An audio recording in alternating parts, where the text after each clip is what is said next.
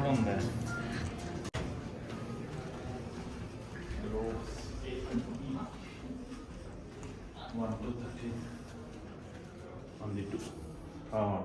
to 13 ఇటు.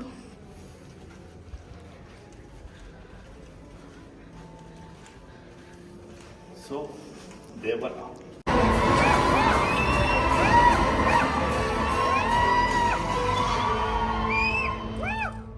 So guys premiere show అయితే అయింది దుబాయ్లో దేవరా. సో నేను సోది లేకుండా డైరెక్ట్ పాయింట్లోకి అయితే వచ్చేస్తాను.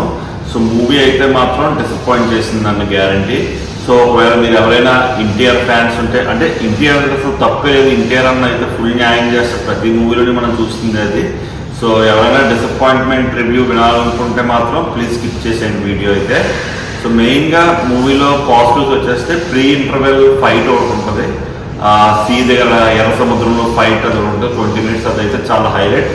అండ్ సెకండ్ హాఫ్లో కూడా మీకు ఒక 10 to 15 minutes ఫైట్సే సినిమాలో హైలైట్ ఏమన్నా ఉందంటే చెప్పాలంటే ఫైట్స్ తప్ప ఇంకా అయితే ఏమీ లేవు. ఇంక స్టోరీ అంటారా, స్టోరీ ఉన్నా కూడా చాలా కొరటాల శివ ఎందుకు అలా చేసాడో అర్థం కాలేదు.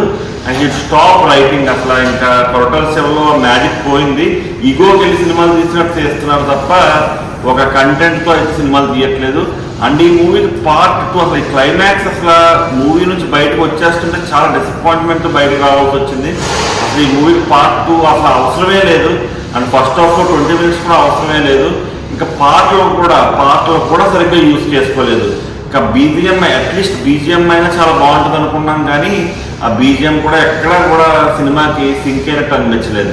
ఇంకా అసలు ఆ మూవీలో హీరోయిన్ అయితే మాత్రం ఇంకా డబ్బులు ఇవ్వలేదేమో, ఫ్రీగా చేసిందేమో, 10 నిమిషాలు వచ్చింది వెళ్ళిపోయింది అలాగా. బట్ యా, సో కానీ ఆ హీరోయిన్ ఉన్నంతసేపు కూడా కొంచెం బాగానే ఉంది, డిసప్పాయింట్మెంట్ అయితే కాదు. బట్ స్టిల్ దీంట్లో ఎన్టీఆర్ అన్న ఎక్కడ కూడా ఏ మూలని అన్యాయం చేయడు, తన 100% ఇస్తాడు. బట్ ఏంటంటే రాంగ్ డైరెక్టర్ చేతిలో. And hats off to NTR అన్న, ఎందుకంటే ఆచార్య అయిన తర్వాత కొరటాల శివకి ఆపర్చునిటీ ఇవ్వడం అంటే అది ఎన్టీఆర్ చాలా రిస్క్ అనే చెప్పాలి. సో ఇంకా లాస్ట్లో ఏమన్నా పాజిటివ్స్ ఉన్నాయంటే ఇంటర్వెల్ ముందు ఫైట్ అండ్ ఆల్సో సెకండ్ హాఫ్లో ఫస్ట్ 20 minutes, అవి తప్ప ఇంకా మూవీలో అయితే ఏమీ లేదు. అండ్ బోర్ అయితే కొట్టదు. సో చూడొచ్చు, థియేటర్కి వెళ్ళి చూడొచ్చు. ఫైట్స్ అవి కూడా చాలా బాగుంటాయి. సో ఇంకా CGI కానీ VFX కానీ అవి కూడా బాగానే ఉన్నాయి. కానీ ఏంటంటే మెయిన్ స్క్రీన్ ప్లే దెబ్బేసింది. సో కొరటాల శివ సేమ్ ఆచార్య అలాగే తీసి అయ్యే పేర్లు సిద్ధ అంటాడు, బైరా అంటాడు, మళ్ళీ మద అంటాడు. అసలు సినిమా ఎక్కడ స్టార్ట్ అయింది ఎక్కడ ఎండ్ అయిందో కూడా ఏం అర్థం కాదు మనకి. సో ఏదో ఇంక ఈగోకి వెళ్ళిపోయి తీసినట్టయితే తీసాడు సినిమా. బట్ ఇంకా ఓకే. సో ఎవరైనా హర్ట్ అయితే మాత్రం క్షమించండి. నాకు ఏం అనిపించిందో అదే చెప్తున్నాను నేను.